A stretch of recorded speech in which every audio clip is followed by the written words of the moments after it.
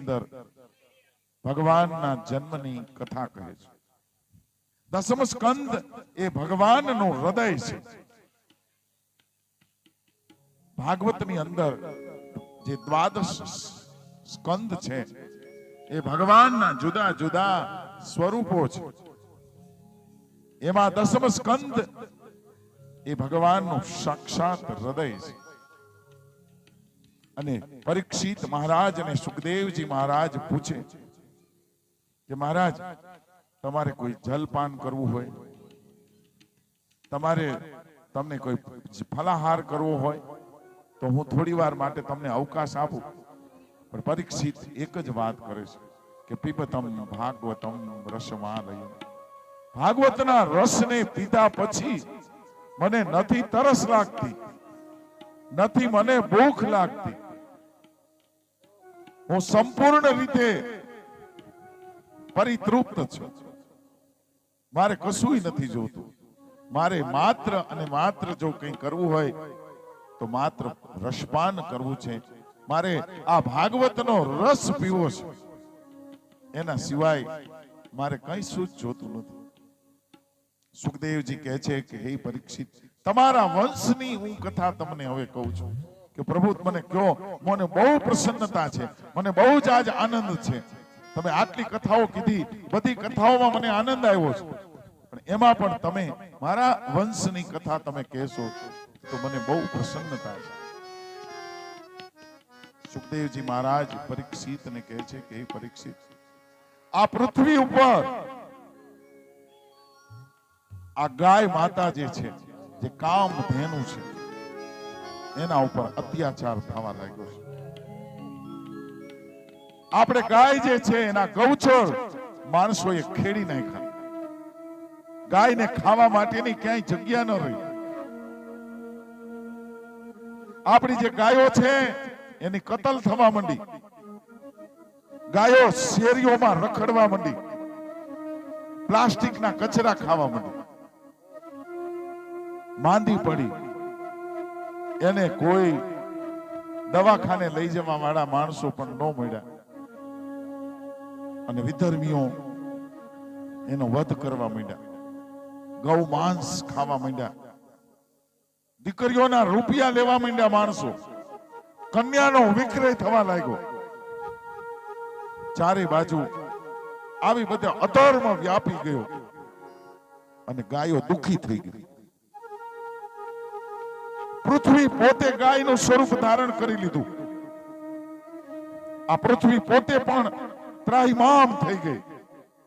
પૃથ્વી કે બધી ગાયો બની અને ઋષિઓ પાસે ગયા કે હે ઋષિ મુનિ, મને આ પૃથ્વી કે છે, મને મોટા મોટા ડુંગર છે ને એનો ભાર મને નથી લાગતો. મારા પેટની ઉપર મોટા મોટા વૃક્ષો છે એનો ભાર મને નથી લાગતો. મારા ઉપર મોટા મોટા સમુદ્રો છે એનો ભાર મને નથી લાગતો. પણ મારા ઉપર આ જે બધા પાપીઓ ફરે છે, ગૌચર ખેડી નાખવા વાળા, દીકરીના રૂપિયા લેવા વાળા, અધર્મ કરવા વાળા, ગાયોની કતલ કરવા વાળા, ગાયોની હત્યા કરવા વાળા, ગાયોને દુખી કરવા વાળા, એનો ભાર મને લાગે છે. માટે તમે કંઈક કરો. યજ્ઞો બંધ થઈ ગયા છે, કારણ કે ગાય જો તમે નહીં સાચવો, ગાય નહીં સાચવી તો ગૌ ભવિષ્ય નહીં મળે, અને એ નહીં મળે તો આપણે યજ્ઞ નહીં કરી શકીએ, અને આપણે યજ્ઞ ન કરી શકીએ તો અન્ન ન થાય, વરસાદ ન થાય, અને વરસાદ ન થાય તો અન્ન ન પાકે. માટે આપણે ગાયનું રક્ષણ બંધ થઈ ગયું છે. ઋષિ કે અમે શું કરી? અમે બહુ મહેનત કરી છે, પણ અમે ત્રાહિમામ થઈ ગયા છીએ, હવન ન થવા દેતા આ બધા લોકો. તો ગાય માતા કહે છે કે શું કરશું? ઋષિ કે ચાલો આપણે બધા દેવતાઓ પાસે છીએ. એટલે ગાય માતા, ઋષિઓ બધા દેવતાઓ પાસે ગયા છે. ઇન્દ્રાદી દેવતાઓને વાત કરી કે પૃથ્વી ઉપર પાપનો ભાર વધી ગયો છે, અધર્મ વધી ગયો છે. ગાય ત્રાહિમામ થઈ ગઈ છે. તો હવે શું કરશું? દેવતાઓ કે અમે લોકો પણ ત્રાહિમામ છીએ, ચાલો આપણે બધા બ્રહ્મા પાસે જઈએ. બધા બ્રહ્મા પાસે ગયા. બ્રહ્માને વાત કરી કે પૃથ્વી ઉપર આ અધર્મ વધી ગયો છે, પાપનો ભાર વધી ગયો છે, એને દૂર કરવા માટે હે બ્રહ્માજી આપ કોઈ રસ્તો બતાવો. એમને કીધું આપણે બધાય ચાલો મારી સાથે, આપણે શિવલોકની અંદર ભગવાન શિવની પાસે જઈએ. તો બ્રહ્માદિ દેવતાઓ, ગાય, ઋષિઓ આ બધાય કોની પાસે ગયા? મહાદેવની પાસે ગયા. મહાદેવને કીધું કે પ્રભુ, પૃથ્વી ઉપર અધર્મ વધી ગયો છે, પૃથ્વી ઉપર પાપ વધી ગયું છે, આને દૂર કરવા માટે તમે કોઈ ઉપાય બતાવો. એમને કીધું આનો ઉપાય માત્ર શ્રી હરિ ભગવાન નારાયણ એક આપી શકે.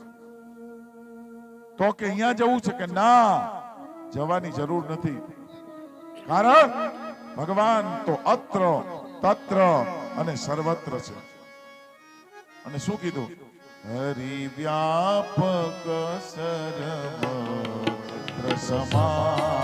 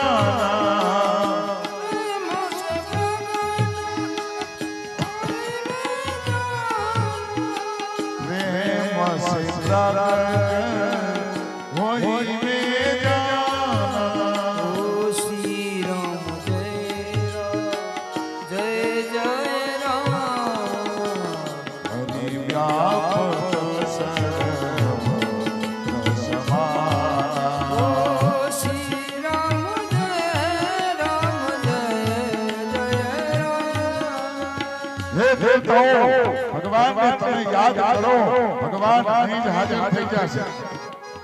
ભગવાન નારાયણનું બધાય ધ્યાન કરવા લાગ્યા અને શ્રી ભગવાન નારાયણને યાદ કરવા લાગ્યા. હે હરિ ભજ ગોવિંદ ગોવિંદ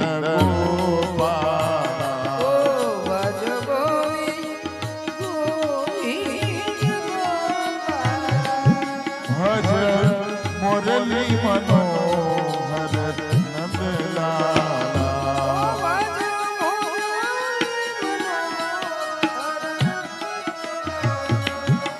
ભજ બાકે બિહારી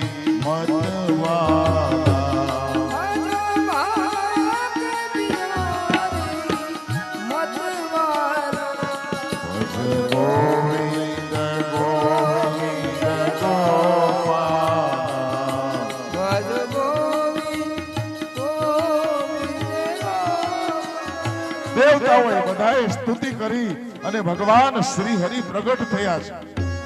બોલો, ગાય સહિત દેવતાઓએ વાત કરી કે પૃથ્વી ઉપર પાપનું ભારણ વધી ગયું છે, પ્રભુ એને દૂર કરવા માટેનો આપ અમને કહો. ભગવાને કીધું કે મેં પણ તમને વચન આપેલું છે કે જ્યારે જ્યારે આ પૃથ્વી ઉપર ધર્મની હાનિ થાય, અધર્મની વૃદ્ધિ થાય, ત્યારે હું વિપ્રધેનુ સુર સંત હિત, હું વિપ્ર સંતોના, બ્રાહ્મણોના, ગાયોના રક્ષણ માટે, સંતોના રક્ષણ માટે, સાધુના રક્ષણ માટે હું મનુષ્યનો અવતાર ધારણ કરું છું. માટે મેં મનુ અને શત્રુપાને આશીર્વાદ આપેલા છે અને એ વસુદેવ અને દેવકીના સ્વરૂપની અંદર આ પૃથ્વી ઉપર જન્મ લીધેલો છે. એમને ત્યાં હું કૃષ્ણ સ્વરૂપે જન્મવાનો છું. માટે દેવતાઓ તમે તમારા પોતપોતાના સ્થાને જાઓ અને ત્યાં હું આવવાનો છું. આટલું વચન આપ્યું, આટલું ભગવાને એમને આશ્વાસન આપ્યું અને બધા જ દેવતાઓ પોતપોતાને સ્થાને ગયા છે. હવે સુખદેવજી મહારાજ પરીક્ષિતને કહે છે કે આ બાજુ મથુરાની અંદર ઉગ્રસેન નામના રાજા છે અને કંસ અને એમના બેન છે દેવકી, એમનો વિવાહ એમને વસુદેવ નામના યાદવની સાથે નક્કી કરેલો છે. ધામધૂમથી વસુદેવ અને દેવકીનો વિવાહ થયો અને એમને વિદાય માટે કંસે પોતાના રથ ઉપર બેસાડી અને એમનો વિદાય કરવા માટે જઈ રહ્યા છે. ઈ વખતે આકાશમાંથી આકાશવાણી થઈ કે હે કંસ, તું જે આ વસુદેવ અને દેવકી ના યુગલને લઈને જઈ રહ્યો છું, એમનો આઠમો ગર્ભનો દીકરો એ તારો કાળ બનશે. આવું આકાશવાણી કંસે સાંભળી અને કંસ એ રથમાંથી નીચે ઉતરી ગયો, તલવાર ખેંચી અને પોતાની જ બેનને માથું પકડી અને મારવા તૈયાર થઈ ગયો. મારવા તૈયાર થયો ત્યારે કહેવા માંડ્યો કે ભાઈ, તું મને શું કામ મારસ? આ કબડા છે. એ કહે છે કે આનો આઠમો ગર્ભ છે, એ મારો કાળ છે. તો ન રહે બાંસ તો ન બજે બાંસુરી, હું બેનને જ મારી નાખ. વસુદેવે વાત કરી કે ભાઈ, એને ન માર, એનો આઠમો ગર્ભ તારો કાળ છે, તારી બેન તારો કાળ નથી. સમજાયો? કંસ સમજી ગયો. બેને જેલમાં પૂરી દીધા, કારાગૃહની અંદર પૂરી દીધા અને સૂચના કરી કે આમાંથી કંઈ પણ બાળકનો જન્મ થાય તરત મને જાણ કરજો, હું એનો વધ કરીશ, કારણ કે એનો આઠમો ગર્ભ એ મારો કાળ છે. મથુરાની જેલની અંદર વસુદેવ અને દેવકીને કંસે કારાગૃહની અંદર પૂરી દીધા છે. હવે એમને ત્યાં પેલા બાળકનો જન્મ થયો એટલે એને સમાચાર મળ્યા. કંસ આવ્યો પણ કંસે એ બાળકને છોડી દીધો. એને એમ થયું કે આ તો પહેલો ગર્ભ છે, આ મને ક્યાં મારવાનો છે. એમ કરી અને પહેલી વખત એને માર્યો નહીં, શરૂઆત ત્યાંથી ન કરી. એમ કરતા કરતા બીજું બાળકનો જન્મ થયો, ત્રીજા બાળકનો જન્મ થયો, ચોથા બાળકનો જન્મ થયો, પાંચમા બાળકનો જન્મ થયો. દેવતાઓને એમ થયું કે આ કંસનો પાપનો ઘડો છે ને એ બરાબર ભરાઈ જવો જોઈએ. એટલે નારદજીને વાત કરી કે નારદજી, આ કંસ છે એનું પાપનો ઘડો ભરાય એ માટે કંઈક કરો. એટલે નારદજીએ કંસને વાત કરી કે કંસ, આનો આઠમો ગર્ભ છે એ આકાશવાણી થઈ છે, પણ 8 ને તું ગોળ ચકેડામાં ઉભા રાખ ને તો આમાં પહેલેથી ગણ ને એમાં કયો આઠમો થાય ને નક્કી નહીં. એટલે જો આકાશવાણી ઉપર પૂરેપૂરો ભરોસો ન કરવો. તને કયો બાળક તારો કાળ બનશે ને એનું નક્કી નહીં. કંસને નક્કી થયું, વાત સાચી છે, આમાં તો પહેલો 8મો થઈ જાય ને બીજો 8મો થઈ જાય. તમે એક વ્યક્તિને ગોળ કુંડાળામાં 8 વ્યક્તિને ઉભા રાખો, એમાં જ્યાંથી ગણતરી કરો એમાં છેલ્લો એ 8મો થઈ જાય. કે વાત સાચી. અને એને ધડાધડ બધાયનો મૃત્યુ એનો વધ કરી દીધો છે. હવે 7મો જે ગર્ભ હતો, ભગવાનને ખબર હતી કે મારે એને બચાવવાનો છે. એટલે ભગવાને એ લઈ અને રોહિણીજી જે ગોકુળની અંદર હતા ત્યાં એમના ગર્ભની અંદર ભગવાને અગાઉથી જ સંસ્થાપિત કરી દીધો. અહીંયા એવું ખબર પડી કે 7માનો ગર્ભનો સ્ત્રાવ થઈ ગયો છે. હવે 8મો ગર્ભ તરીકે ભગવાન ખુદ પધારવાના છે. જ્યારથી ભગવાન દેવકીજીના ગર્ભની અંદર આવ્યા છે ત્યારથી આખા સ્થાન મથુરાની અંદર અને યમુના તટ ઉપર આજ આનંદ આનંદ આનંદ છે. જ્યાં જ્યાં તમે મથુરાની અંદર કદાચ આમ ખોદે તો અંદરથી રત્ન નીકળે એવી સ્થિતિ થઈ છે. ચારે બાજુ મંદ મંદ વાયુ વાઈ રહ્યો છે, સુગંધિત વાયુ આવી રહ્યો છે, કારણ કે ભગવાન પધારવાના છે. અને રામા અવતારની અંદર ભગવાન બપોરના 12 વાગે જન્માતા ત્યારે સૂર્ય 1 મહિનો સુધી અવધની અંદર રહ્યા હતા. ત્યારે ચંદ્રમાએ કમ્પ્લેન કરી હતી કે તમે દેવતાઓને કે તમે કયો કે આ 1 મહિનાથી હવે અમારો વારો આવે ભગવાનના દર્શન કરવાનો. ત્યારે ભગવાને એમને વચન આપ્યું હતું કે આવતી વખતે હું જન્મ લઈશ ને ત્યારે હે ચંદ્રમા રાતના જન્મ લઈશ ત્યારે તમારો વારો. એટલે ભગવાન આ વખતે પધારવાના છે, પણ આ વખતનો સમય જુદો છે. આપણે ઓલા 12 વાગે પધાર્યા હતા ભગવાન, આ ભગવાન રાત્રે પધારવાના છે. એટલે ત્યારથી સર્વત્ર મથુરાની અંદર આનંદ આનંદ છે. હવે આમ કરતા કરતા સમય વીતતો ગયો છે. કાર્તક ગયો અને માગશર આવ્યો, માગશર ગયો અને પોષ આવ્યો, પોષ ગયો અને માં આવ્યો, માં ગયો અને ફાગણ આવ્યો, ફાગણ ગયો ને ચૈતર આવ્યો, ચૈતર ગયો ને વૈશાખ આવ્યો, વૈશાખ ગયો ને જેઠ આવ્યો, જેઠ ગયો ને અષાઢ આવ્યો, અષાઢ ગયો ને શ્રાવણ આવ્યો, શ્રાવણ ની અંદર શુક્લ પક્ષની પૂર્ણિમા ગઈ.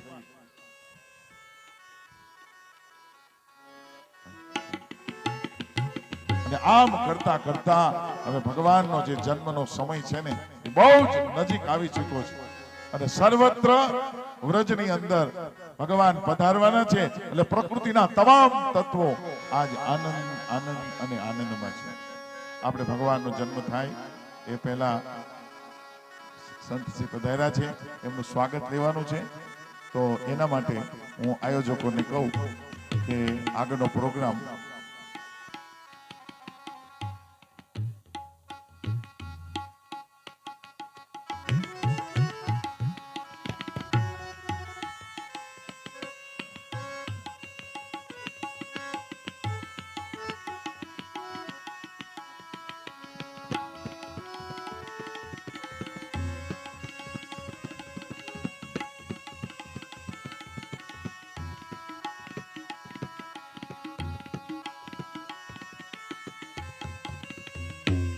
હલ બલ વલ્લભાધીશ કી સર્વોત્તમ હવેલી જુનાગઢ રઘુનાથ છઠ આવી, રાંધણ છઠ ગઈને શીતળા સાતમ આવી, અને શીતળા સાતમ ગઈ અને આઠમ આવી. આઠમની દિવસ છે, રોહિણી નક્ષત્ર છે. આકાશની અંદર શ્રાવણ વદ આઠમની રાત સોહામણી સોહામણી ચુમ બાજે ગુગરિયા એ સોબદી કરાય મેરે ઘર આય કનૈયા રેણ અંધેરી ચંદ્ર સ્વરૂપિયા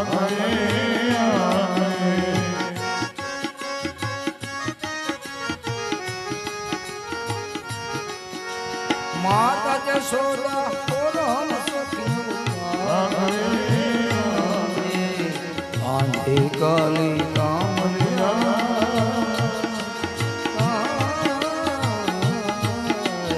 कांधे काली कामलिया नयन न चाहते आए मेरे घर आए काना मेरे घर आए चुम चुम बाजे गरिया सब दिखलाए काना मेरे घर आए काना मेरे घर श्रावण वदया ठमनी रे सुहावनी सुहावनी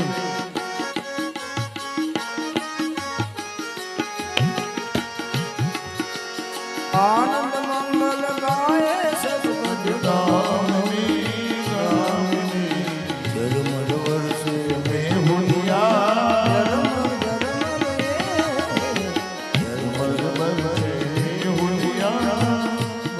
जन गुण तो गाए रंग उड़ाते आए मेरे घर आए चुम बाजे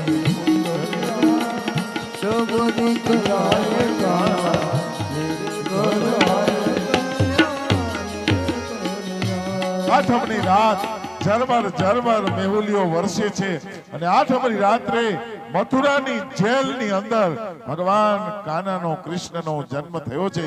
કર્મ કૃષ્ણ પરમાત્મા આજ વસુદેવ અને દેવકીને ત્યાં પુત્ર તરીકે જન્મા. બોલો કૃષ્ણ કનૈયા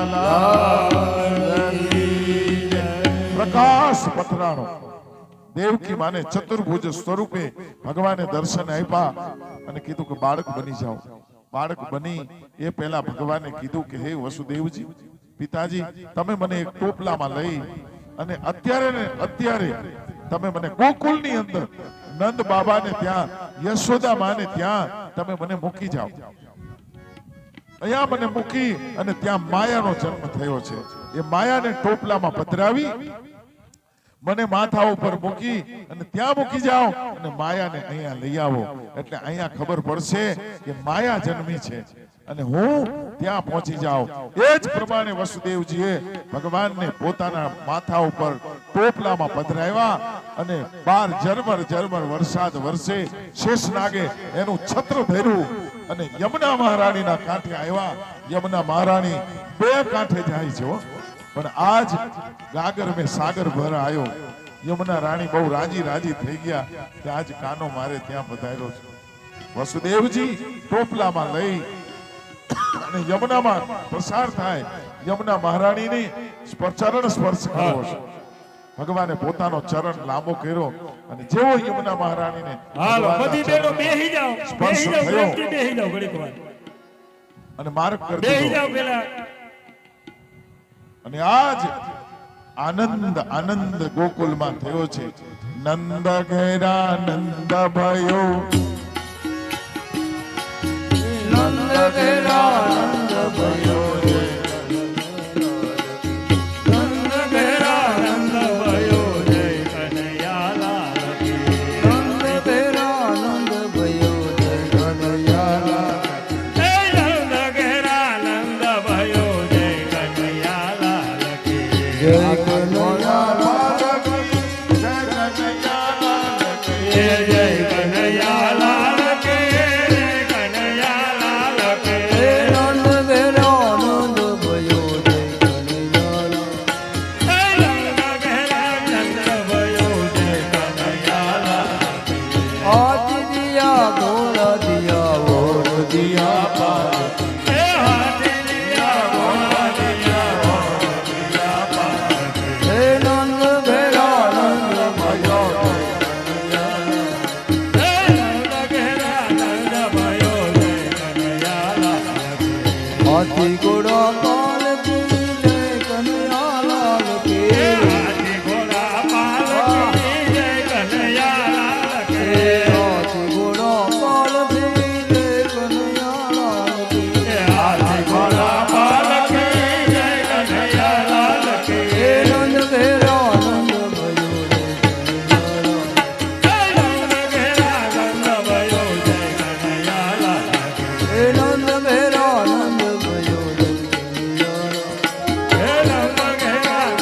ભયો જય કનૈયાલાલ હાથી દિયા ઘોડો દિયા ઓર દિયા પાલકી હે હાથી દિયા ઘોડા દિયા દિયા પાલકી હાથી દિયા ઘોડો દિયા ઓર દિયા પાલકી હે હાથી દિયા ઘોડા દિયા દિયા પાલકી હે નંદ ઘેરા નંદ ભયો જય કનૈયાલાલ હે નંદ ઘેરા નંદ ભયો જય કનૈયાલાલ હે નંદ ઘેરા નંદ ભયો જય કનૈયાલાલ હે નંદ ઘેરા નંદ ભયો જય કનૈયાલાલ હે નંદ ઘેરા નંદ ભયો જય કનૈયાલાલ હે નંદ ઘેરા નંદ ભયો જય કનૈયાલાલ હે નંદ ઘેરા નંદ ભયો જય કનૈયાલાલ હે નંદ ઘેરા નંદ ભયો જય કનૈયાલાલ હાથી ઘોડા પાલકી જય કનૈયાલાલ કે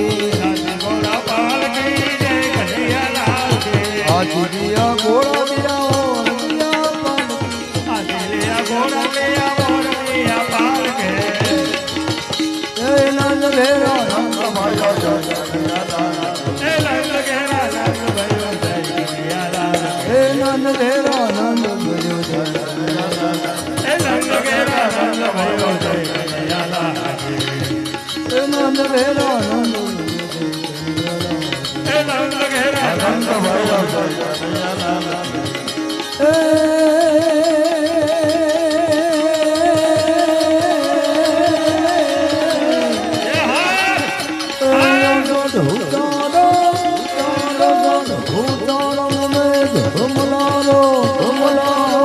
ઘેરા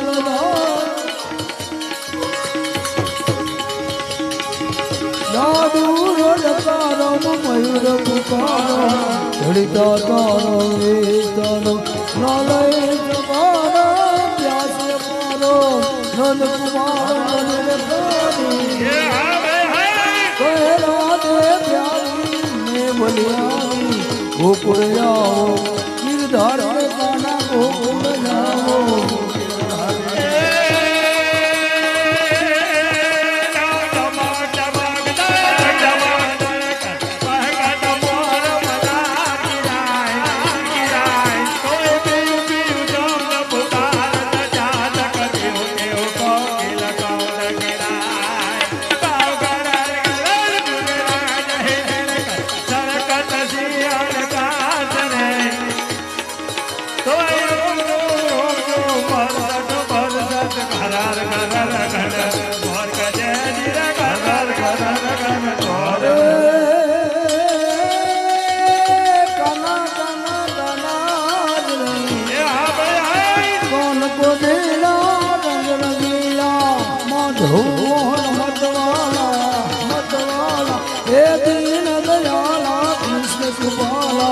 નટોર નાગર નંદલાલા એ રાધા રમણાલાયન પાલા ખેલ સજિયા સોગાના સોગાના એ શંકર ધૂલ ભજન સંજાલા ભોજન ભૈલે હરનાવાલા ભોજન ભૈલે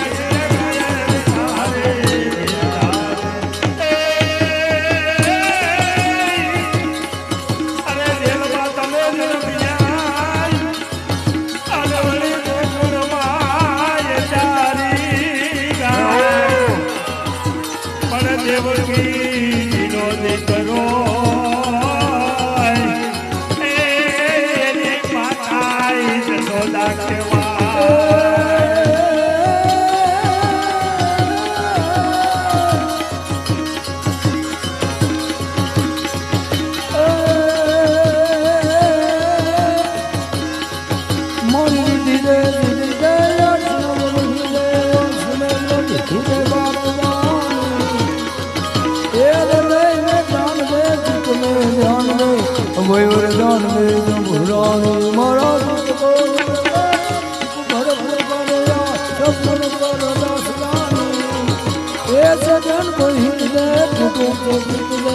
જંગમાં જીત દે મા ભવાની મળી જંગમાં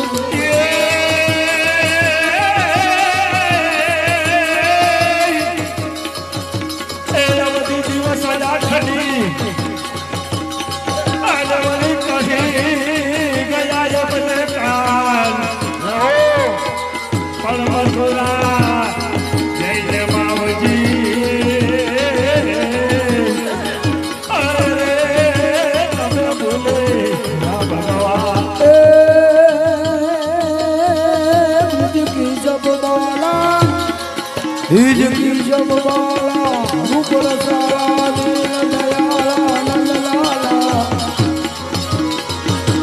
अरे नियाला कृष्ण शिवाला नटवर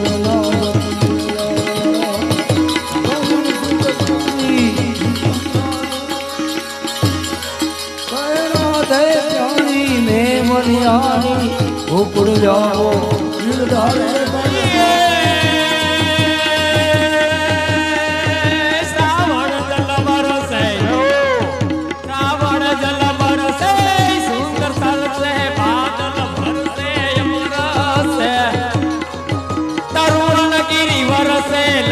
लहर से नदी पहर से सहाकर दंपति दोपहर से समर से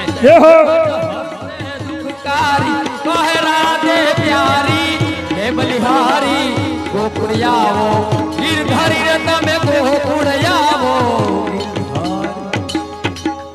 नंदने गिरे वासुदेवया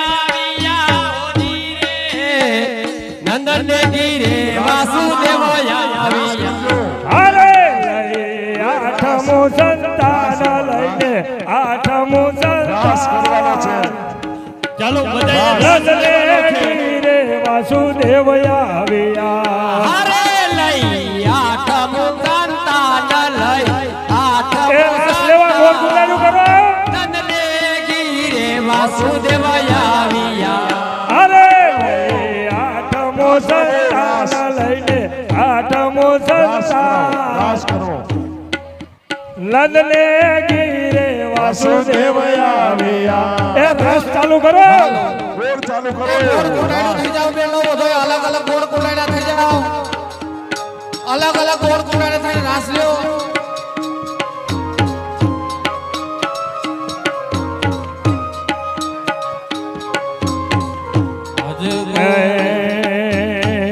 છેલ્લું સંતાન મારો પાડજો જીરે છેલ્લું સંતાન મારું પાડજો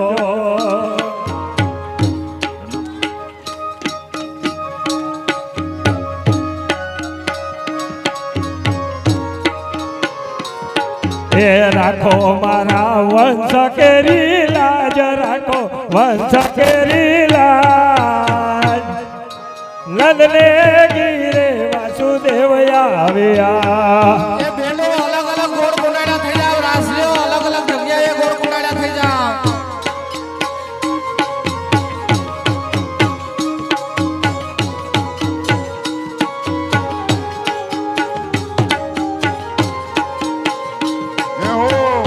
જય હો આજ ગોકુળિયામાં આજ ગોકુળિયામાં આનંદ મંગલ થાય જો આજ રે ગોકુળિયામાં આનંદ મંગલ થાય જો